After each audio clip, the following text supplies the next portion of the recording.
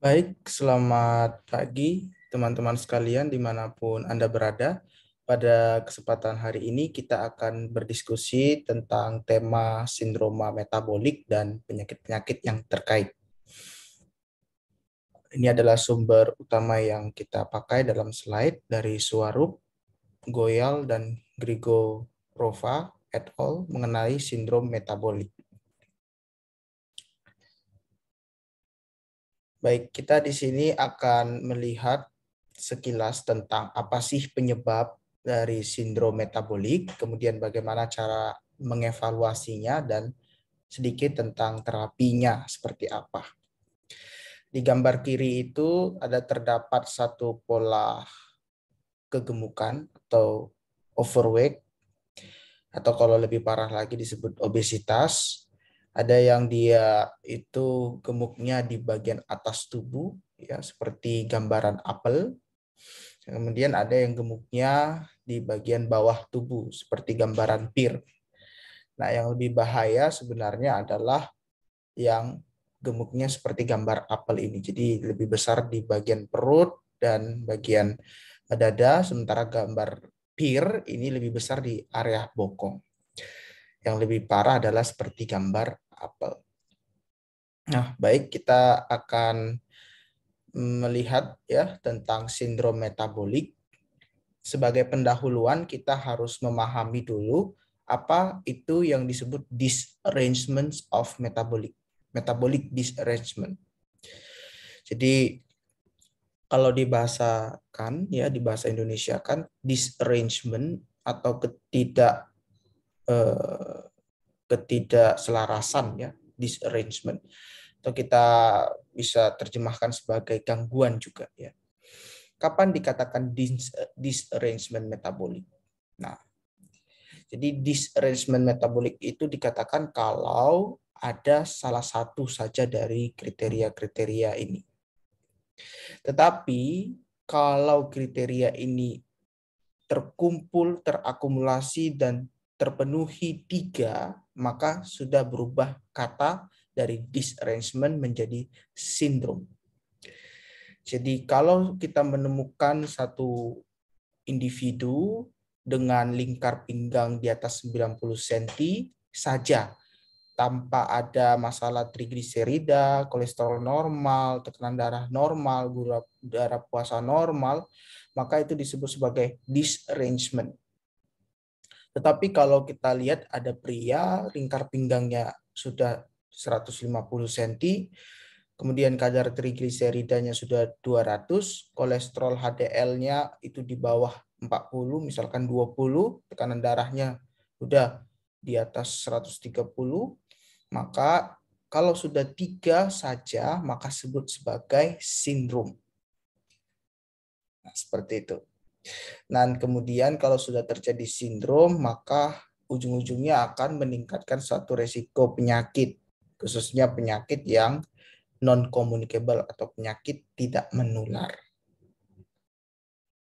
Itulah yang disebut sebagai sindrom metabolik. Jadi harus memenuhi paling tidak 3 dari kriteria tersebut ya.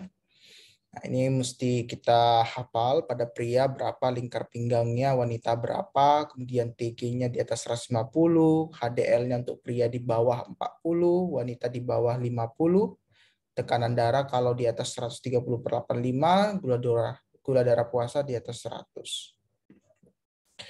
Nah, baik. Kemudian kita akan lanjut ke slide ini. Ini berbicara tentang mekanisme terjadinya penyakit ya. Dari apa sih penyebabnya, kok bisa orang terkena sindrom metabolik seperti itu. Nah, di sini ada gambar petir. Ini artinya penyebabnya itu. Ada 4 ya, atau kita bisa singkat kedua saja ya, yaitu makan dan olahraga. Jadi kalau kita banyak makan, sedikit bergerak, atau sebaliknya kita itu sedikit bergerak, banyak makan, nah Kan bisa orangnya banyak makan tapi sedikit bergerak, atau duluan dia sedikit bergerak atau dan banyak makan ya. Jadi intinya adalah terjadi ketidakseimbangan. Ketidakseimbangan apa yang masuk dan yang keluar. Sehingga akhirnya akan menyebabkan berat badan bertambah, atau kalau sudah parah namanya obesitas, khususnya kalau obesitasnya di upper body, ditambah lagi dia memiliki kebiasaan yang buruk, misalkan jarang bergerak, ya, kurang aktivitas fisik, kemudian di keluarga ada riwayat-riwayat penyakit yang mendukung, misalkan dari keluarga ada DM, atau dari keluarga ada yang dulunya kena stroke, dan seterusnya. Nah, inilah akan menjadi faktor yang akan menyebabkan satu kondisi yang disebut sebagai sindrom metabolik di suatu hari nanti. Jadi kalau kita mau runut-runut gitu ya, penyebabnya adalah gaya hidup yang tidak benar. Sehingga bagaimana cara untuk supaya tidak terkena sindrom metabolik? Hiduplah dengan gaya hidup yang benar. Itu yang di atas segalanya dari semua ini. Ya. Jadi kalau kita akan teliti satu persatu bagaimana mekanismenya, kenapa orang yang berat badannya lebih itu bisa membuat satu sindrom metabolik yang berujung pada penyakit tidak menular, itu karena adanya jaringan lemak yang meningkat di sini. Jaringan lemak meningkat. Nah, kemudian jaringan lemak yang meningkat itu akan memicu yang namanya inflamasi. Jadi peradangan di dalam tubuh yang berkepanjangan dan dimediasi oleh satu senyawa kimia yang disebut sebagai sitokin. Nah, apa saja itu? Ada TNF, leptin, adiponektin, plasminogen aktivator inhibitor, resistin, ya. Sehingga seiring berjalannya waktu, maka akan menyebabkan insulin resisten atau resistensi insulin. Artinya apa? Insulin yang ada tidak bisa berfungsi dengan baik, tidak bisa bekerja dengan baik, di mana fungsinya seharusnya supaya memediasi glukosa bisa masuk ke dalam sel, supaya sel bisa menggunakan glukosa untuk menciptakan energi. Tetapi karena insulinnya sudah resisten akibat inflamasi yang berkepanjangan, maka glukosa itu tidak bisa dimasukkan ke sel dari sirkulasi darah. Sehingga sel kekurangan glukosa, akibatnya sel lama-kelamaan akan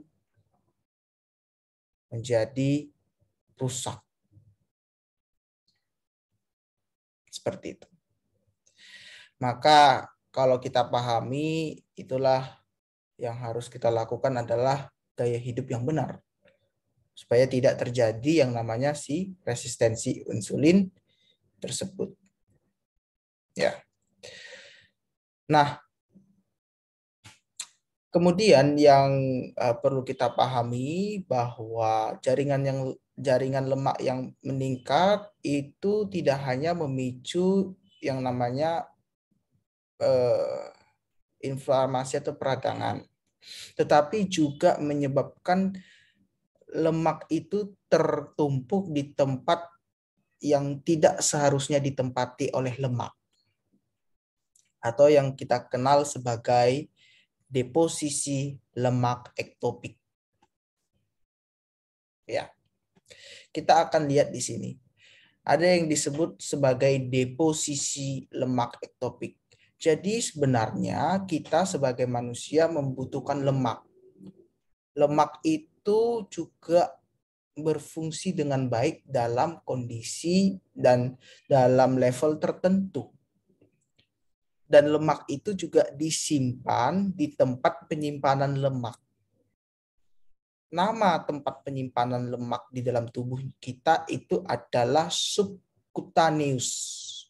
Jadi tempat penyimpanannya adalah di bawah jaringan kulit. Ini adalah tempat penyimpanan lemak yang normal. Kemudian sedikit disimpan di dalam visceral. Tetapi mayoritas itu dominasinya disimpan di jaringan subkutan. Entah itu jaringan subkutan abdomen, abdominal, subcutaneous, ya, tisu, ya, adipusnya, adipose tissue. Kemudian ada femoral, subcutaneous, adipose tissue. Jadi ini tempat penyimpanannya di bawah subkutan, tempat daerah femoral, begitu. Tetapi ketika lemak itu makin bertambah, maka tempat penyimpanan lemak yang normal tidak bisa menampungnya lagi. Dengan kata lain, lemak akan disimpan di tempat yang tidak semestinya untuk menyimpan lemak. Makanya ada ayat yang berkata, kalau anggur yang baru disimpanlah di dalam kantong yang baru. Jangan anggurnya baru disimpan di tempat yang lama, sehingga nanti akan merusak. Sama seperti ini, yang bukan seharusnya tempat penyimpanan lemak dibuat sebagai tempat penyimpanan lemak. Gara-gara lemaknya sudah kebanyakan. Akhirnya tempatnya itu rusak. Misalnya apa? Hati. Hati atau liver itu bukan tempat penyimpanan lemak. Tetapi ketika lemak itu tersimpan di situ, maka akan cenderung menyebabkan kerusakan hati yang disebut NASH, non-alcoholic steatohepatitis. Ya, sehingga menyebabkan suatu penyakit hati. Ya kan? Kemudian kita bisa lihat di sini. Pada kondisi yang normal atau yang healthy obese itu di dalam otot hanya sedikit tempat lemaknya.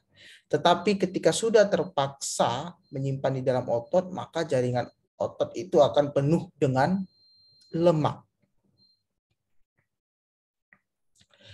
Oleh karena itu, ini yang harus kita waspadai, bahwa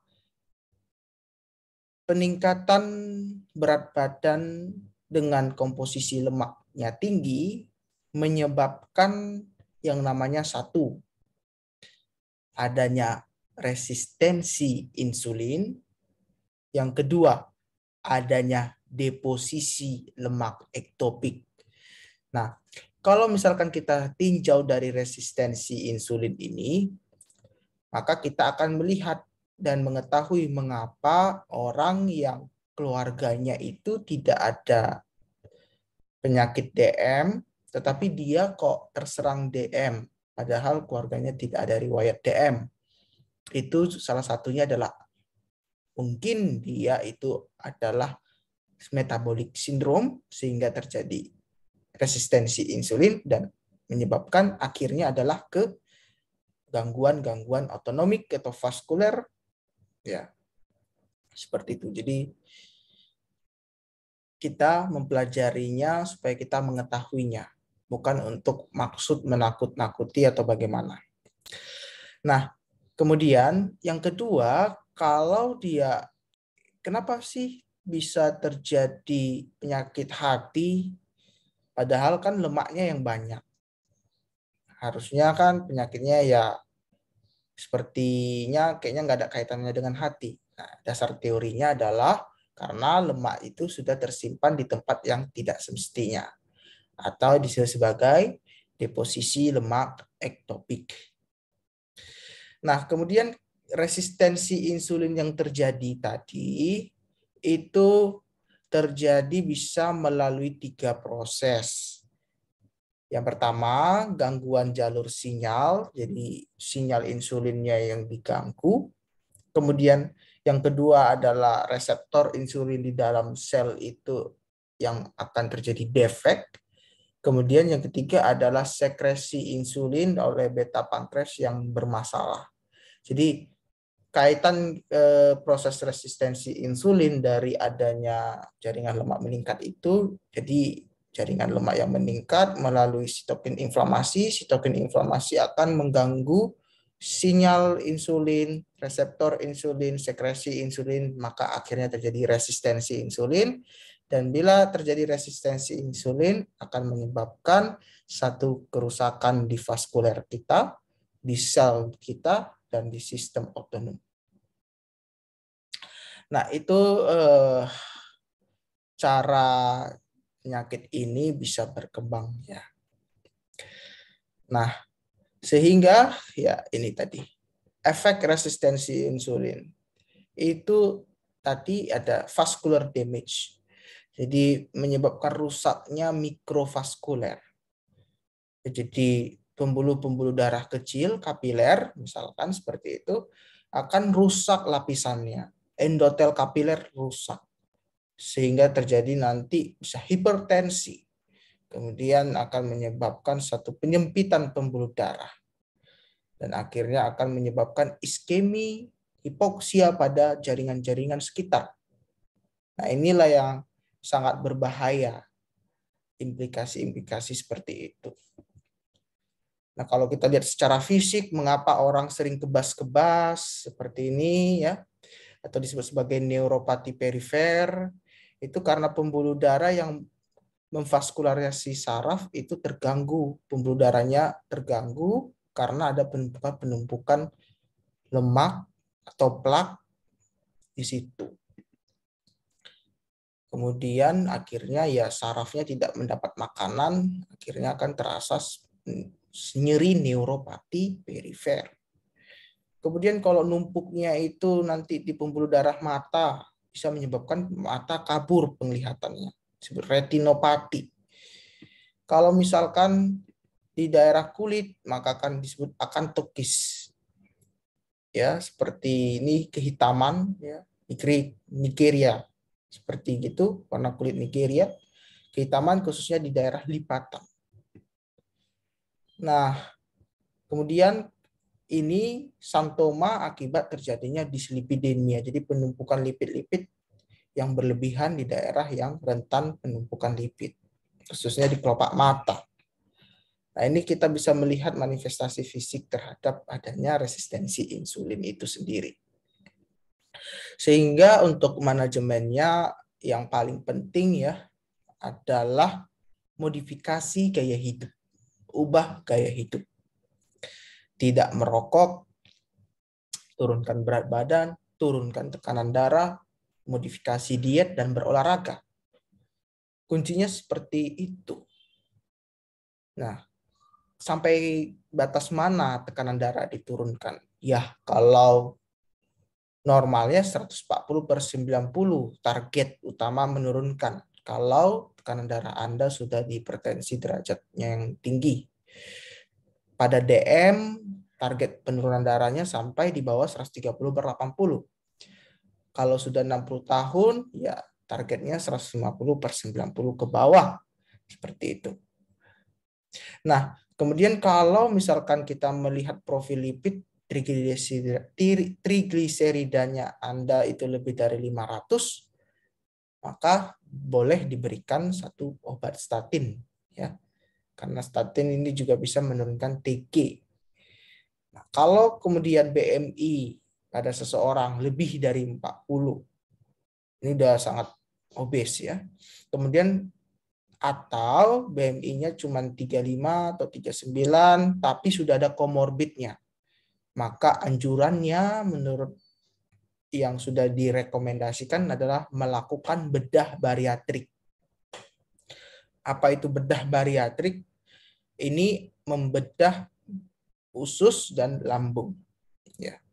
Ada banyak tipe, ada adjustable gastric band, ya, cuman diikat seperti ini, atau lambungnya itu dipotong, dikurangi volumenya sehingga akan mengurangi nafsu makan bisa.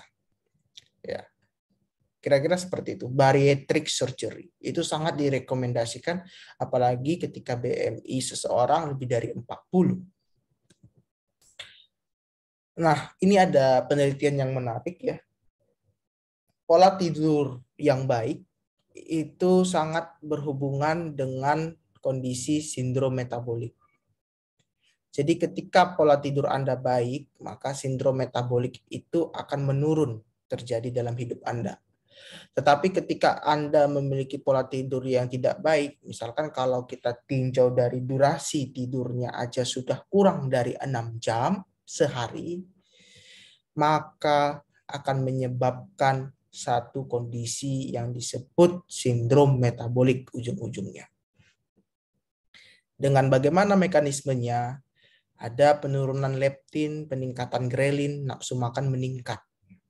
Ya, kemudian ada aktivitas simpatis, kemudian ada peningkatan kortisol dan antagonis insulin, kemudian ada sitokin proinflamasi. Ya, akhir-akhirnya akan menyebabkan satu sindrom metabolik. Sehingga anjurannya adalah punya satu sleep hygiene yang bagus ya.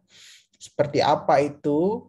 Kita bisa mengurangi kafein, berolahraga, mengurangi stres, mengurangi makan berlemak. Kemudian jangan, ini yang paling penting yang membuat banyak anak muda tidur malam itu pasti kaitannya dengan gawai, gadget. Ya. Karena di dalam gawai memiliki banyak aplikasi sosial media yang bisa menarik satu ketagihan bersosial media. Maksudnya adalah satu narkoba tanda petik ya, tidak bisa dikontrol untuk penggunaan handphone atau gawainya, sehingga melebihi waktu tidur dan akhir-akhirnya akan meningkatkan sindrom metabolik. Nah, kemudian di sini ya menciptakan lingkungan tidur yang baik, kemudian juga menyeting bahwa waktu tidur ya paling minimal 6 jam, maksimal 8 jam lah untuk anak muda ya. Kemudian juga punya waktu atau jadwal yang rutin supaya kita bisa bekerja dengan maksimal seperti itu. Dan kunci sukses untuk menghindari penyakit ini adalah supaya tidak terkena sindrom metabolik adalah dengan menghindarinya, atau mencegah dan diedukasi bagaimana prosesnya. Itu kuncinya. Misalnya, ya bagaimana diet yang baik. Nah, diet yang baik itu kalau bicara cuman makanannya saja, maka yang banyak itu adalah yang berbasis sayur buah. Kemudian daging-dagingan lebih sedikit lagi daripada sayur buah. Apalagi manis-manisan lebih sedikit lagi daripada daging-dagingan. Nah, seperti itu. Ya, ini namanya Mediterranean style. Jadi orang Mediterania itu menggunakan style seperti ini. Dengan tidak lupa proporsi aktivitas fisik, social support, social engagement, smart vagus. Misalnya Anda kalau melakukan proses social engagement menggunakan smart vagus, dietnya juga baik, apalagi dengan proporsi Mediterranean, maka sangat mungkin Anda tidak terkena sindrom metabolik. Tapi bagaimana kalau seseorang itu bebal, ya ini kan atau istilahnya ngeyel ya, maka bisa cenderung terkena sakit jantung, cenderung terkena masalah di pembuluh darah besar, stenosis aorta, atau jantungnya berdetak tidak normal kecepatan, contohnya adalah atrium fibrillation. Kemudian kalau dia dikenanya di otak bisa menyebabkan stroke, tromboemboli. Kalau kanker bisa mengenai ginjal, empedu, usus besar, kolon, prostat, bisa cenderung eklamsia saat hamil misalnya, dan performa kognitif cenderung menurun. Intinya ya akan menyebabkan penurunan kualitas hidup di masa hidupnya. Ya, tidak bisa menikmati kebahagiaan dunia karena adanya penyakit yang menyertainya. Oleh karena itu, kuncinya sekali lagi prevensi dan edukasi terhadap apa? Prevensinya terhadap suatu sindrom metabolik dan turunannya, dan edukasinya terhadap apa? Terhadap gaya hidup yang sehat. Waktu tidur cukup, waktu olahraga cukup, makan baik, minum baik, maka itu semua akan menjauhkan kita semua dari penyakit-penyakit yang tidak menular dan yang merugikan itu. Saya kira cukup untuk pengantarnya dan semoga bisa bermanfaat bagi kita semua. Terima kasih.